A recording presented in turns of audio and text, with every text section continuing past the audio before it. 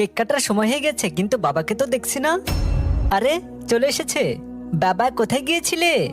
কি হয়েছে বাবা, বলো, টেনশন করছো কেন? মুন্না, একটু আগে আমাকে একজন ফোন করে বলল আধা ঘন্টার পর সব লাইট নিভে যাবে, মানে কারেন্ট চলে যাবে। সে বলেছে কারেন্টের লাইনের কাজ চলতেছে। আমি খুব অপমানিত হব মুন্না, আমি খুব অপমানিত হব। সব মেহমান বাড়িতে এসেছে। তাহলে বাবা জেনারেটর নিয়ে আসো না।